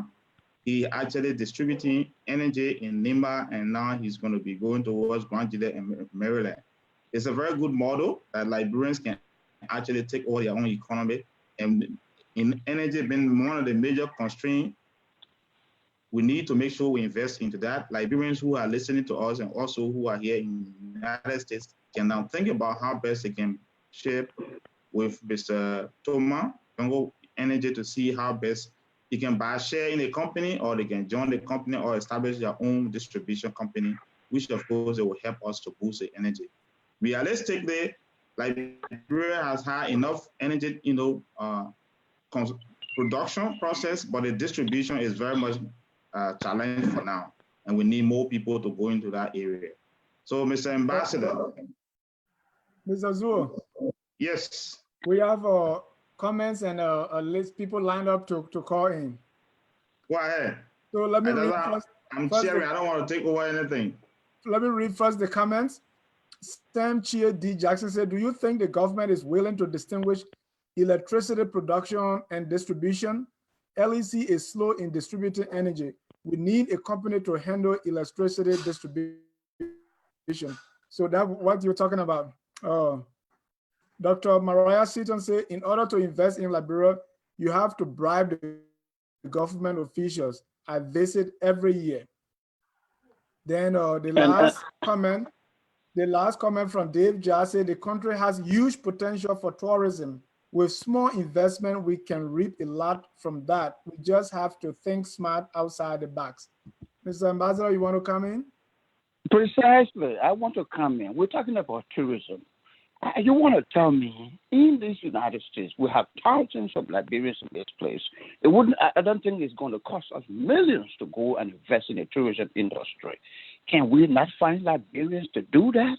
Instead of sitting on the fence and always talking, we are saying now, you are a Liberian, you have the opportunity to go and invest.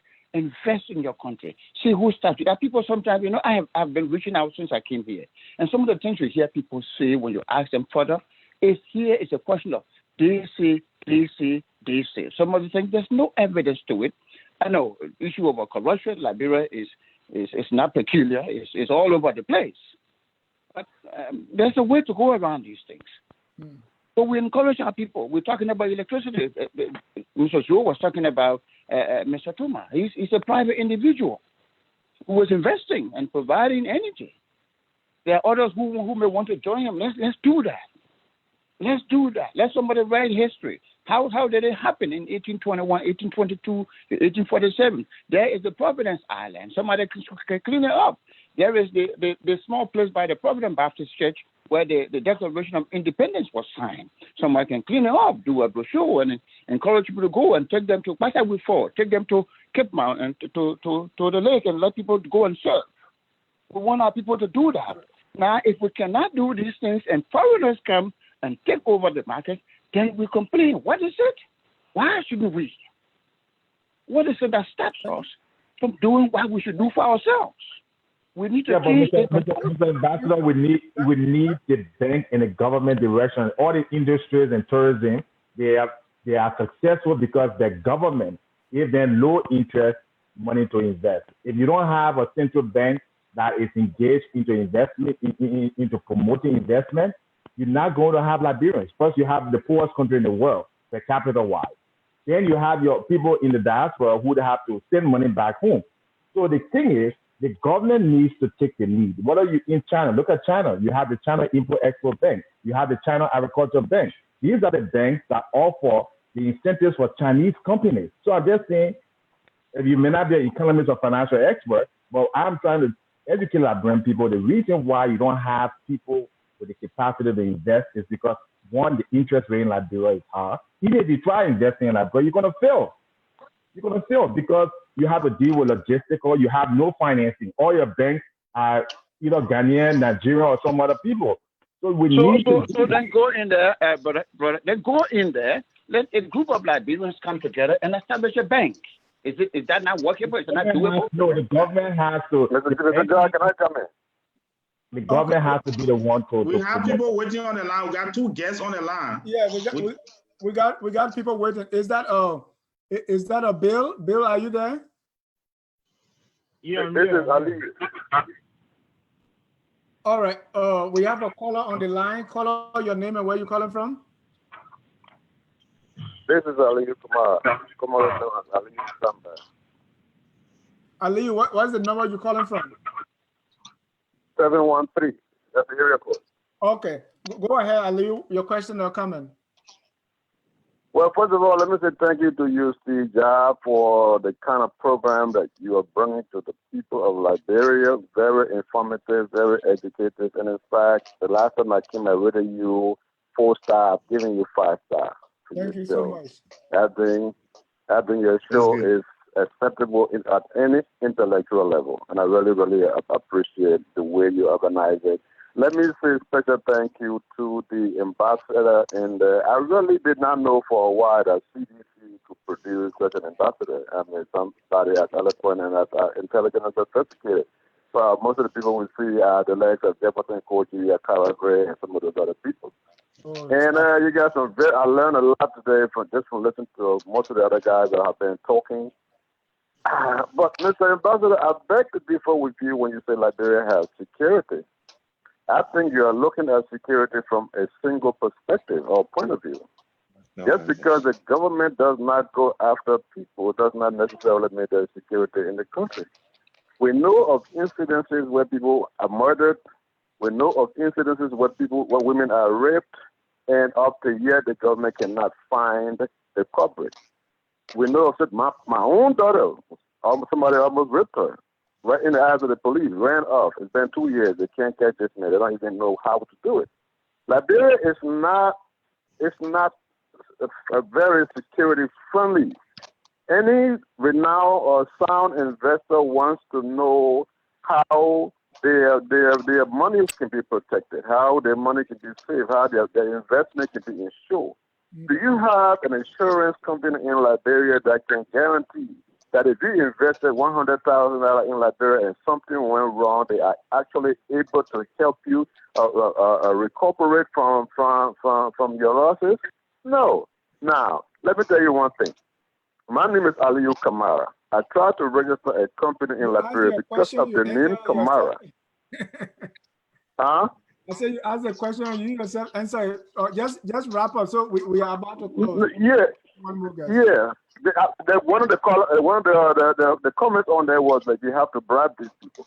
But here's one thing you have to look at, Mr. Ambassador. I understand you're up there, you're way up there. Are some things that goes on within the ministry level or within the national police and stuff like that you do not see. One of the reasons why Liberia do not have security, before I go to the story I was about to tell you, is one, the police doesn't get paid. And if they do get paid, they cannot afford to buy 2 bags of rice.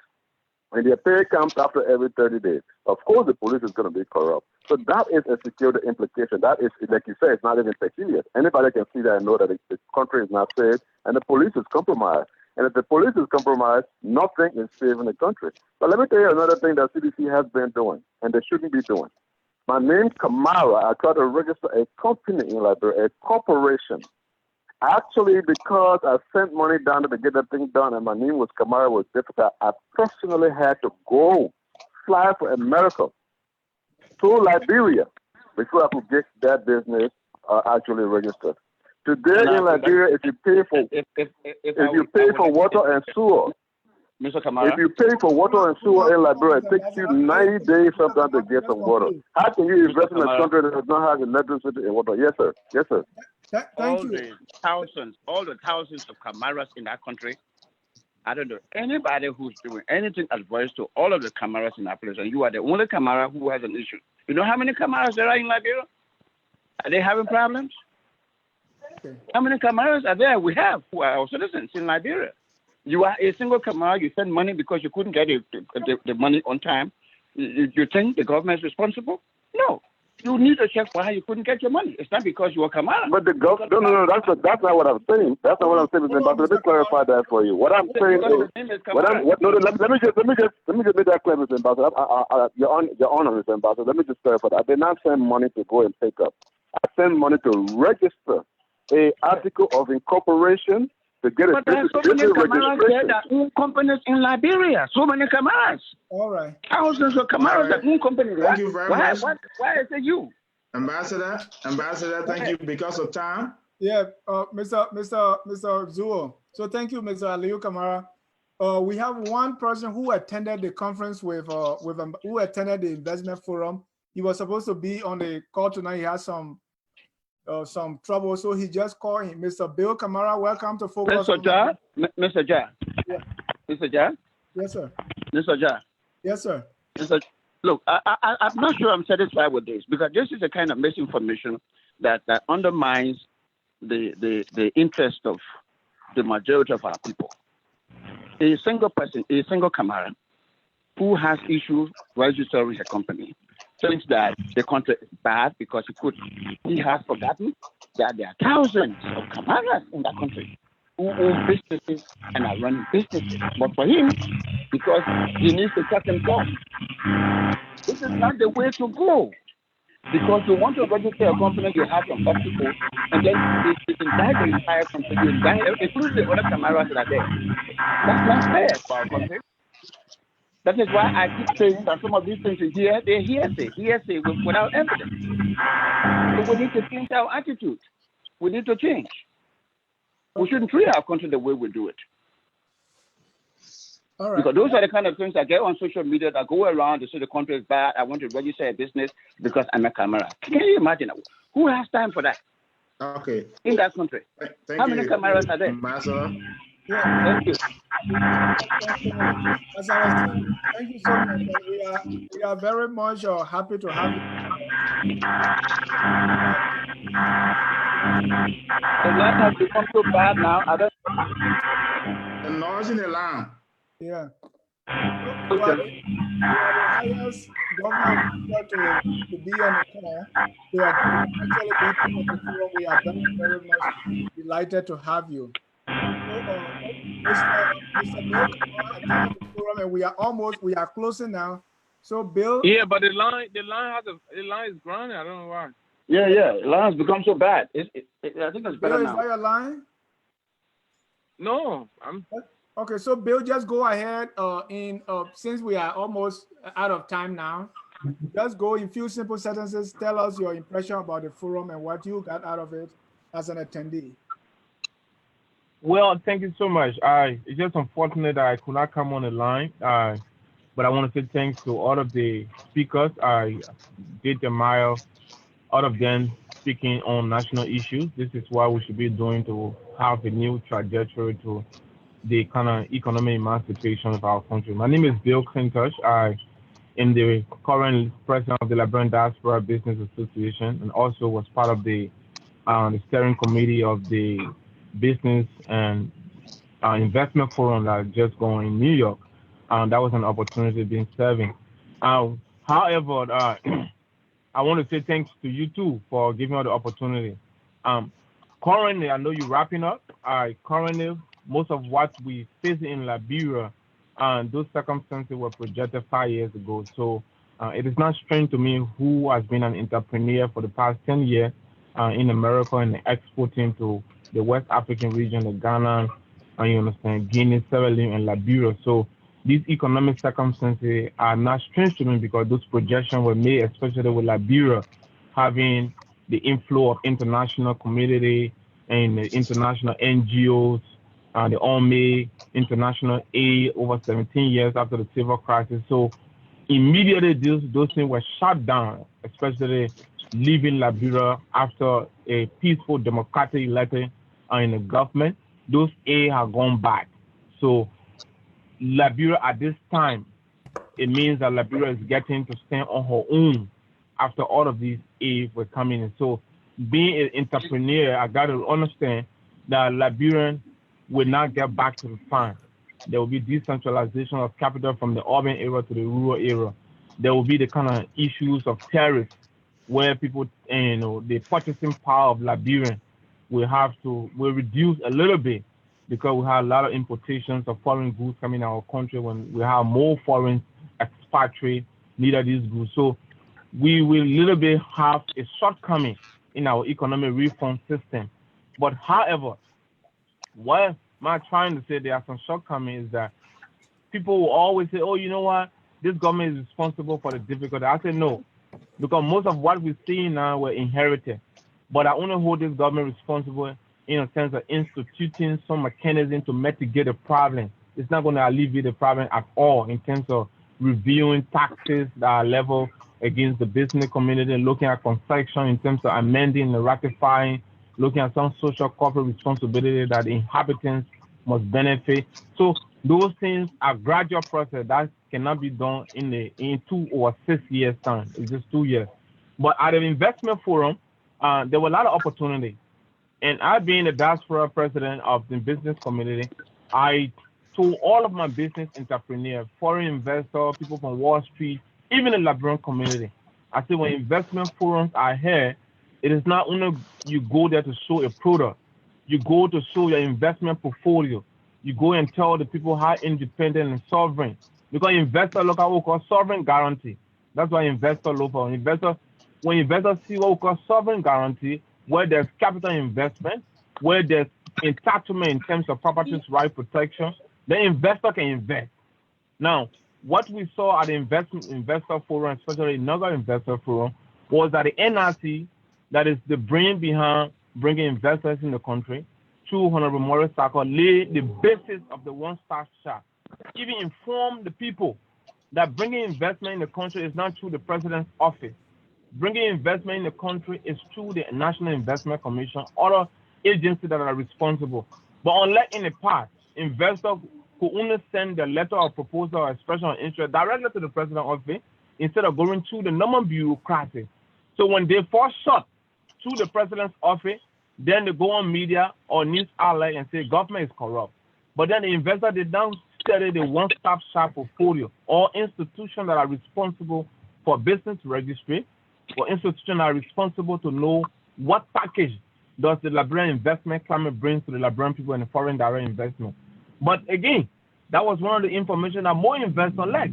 Somebody was there who said, oh, I've written my expression of interest to Ministry of State, and I went there and I spent a lot of money. And the guy was so impressed that we did not know that the NRC exists in Liberia. So unfolding those information was one of the opportunities that we heard.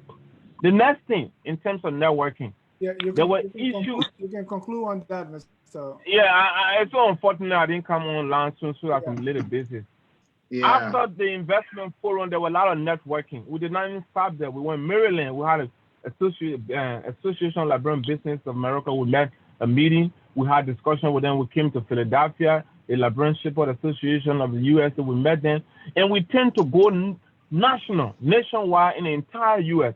because every country's first investor is for her own citizens. But that's what Liberians are missing.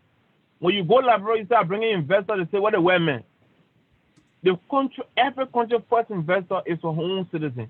And the government must institute those mechanisms to making sure and lay the smooth path for liberalization policy, where Liberians will have entitlement to their own economic atmosphere. But again, we look forward to the government for integration, for mitigating those bureaucracy, because that was in the IMF report, that there are some bottlenecks that the government needs to reduce so that Liberians can engage the economy and domestic capital can grow. This is not just about central bank. Liberia is a capital economy. You don't expect government to open 3, 4, 5 banks. But government, through the ministry, through the central bank, can open that smooth corridor with foreign security. The intermediary institution will operate in the confines of that legitimate authority and not putting suffering on the masses. But this is a national duty of all of us. It's not just the government alone. We got to wake up from our comfort zone. I want to say thank you, and I look forward to being your guest on your show very soon. Thank you so much. Okay. We'll be glad to have you. And thank you very much. I know I'm cheering, and now I'm going to give chance to the ambassador to just give us a parting comment. Thank you, Chair, and let me thank you, Mr. Jab, for this forum, for this discussion tonight. I want to thank the honorable man who just left the line. He was at the forum. As I said, we had a large Liberian community representation there. We're now looking forward to our people moving to their country to invest. We look forward to that. We encourage them to go and invest in the country. Resources are there. We should not sit out there by every time and complain. Others come to take our money, to take our resources. They are for us. We must go invest and make some money for ourselves. Government is open to receive these people, sit down with them, have a conversation with them, and encourage them. Where the bottlenecks are there, they can be broken down. Though all of the challenges are there, they can be addressed. But our people must begin to take the step to go in there and invest in Liberia. We encourage them to do that. That's how we will grow the economy.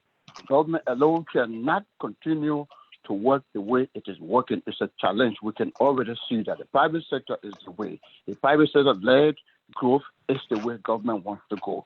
We are available anytime. That forum, in my view, was a huge success. We will build on that, maybe to have another one after 1 or 2 years, and then we will reach out, continue to reach out to our people to encourage them, and be the ambassador of Liberia. That shouldn't just be me. Everyone on this show, talk to people, let them go back home and invest in their country. The country is safe. We don't have security issues, and people should stop complaining when there should be no complaints anywhere. Thank you. Thank you very much. Important information here. I know someone talked about tourism. You know, the previous government made a lot of strategy, produced a lot of strategy. And those of you who want information, go to Ministry of Commerce, mocr.gov.lr. That's one area you'll see most of the strategy documents. When you go to publication, you'll see government policy and strategy on cassava investment, tourism, whatever thing you want to read, you can read that on the Ministry of Commerce website. Besides that, the lbr.gov.lr is also important to know how to register business in Liberia. And lastly, let's showcase the investliberia.gov.lr. That's important for all investors. Those who are outside in Liberia, it's good to visit the website. We are in the modern world. It's not possible that you have human interaction. Some of these things are very clear. Once you read them, you can still challenge it. If someone happens to ask another question, you say, no, your policy said this. This is what I'm going by. And we all can contribute to the progress of our business climate in Liberia and the economy as a whole. Thank you so much, Mr. Jai. I turn over to you now. Thank you so much, Mr. Chairman. And once again, I want to thank you, Mr. Ambassador, for coming. As I said, you are the only one who came our way, and so we appreciate your participation. Our leaders, not just people in government, but political leaders, need to do that because we need to hear from our people. There is a lot of emphasis that has been placed on politics, on just noise, and these things are not going to get us anywhere. It is the economy. America is not powerful because of military or because of who's in the White House. It's because of the economy. So we're going to have a show on diaspora engagement, Mr. Ambassador, and we will like for you and even those who took part in that investment forum for the diaspora engagement to be a part of it. So please be on the lookout. We want to have that engagement right here on Focus on Liberia. That's what we do. This Saturday, I think you heard a lot of things on agriculture. This Saturday, we're going to have the economic forum on agriculture alone, exclusively agriculture. And please don't miss it. It will be this Saturday at 1 p.m. On Sunday, we're going to continue our series on African unity and African collaboration. How can African immigrants in the U.S. collaborate, unite, and impact our community here in the diaspora and also back home? Until next time, our time is fast spent. I want to say thank all of you for joining. Thanks to our viewers online, those who contributed questions, those who call in. Mr. Bill, you joined late, but your contribution was very much needed. Until next time, on behalf of all my team here at Focus on Liberia, we want to say thank you so much for joining. Good night and God bless you.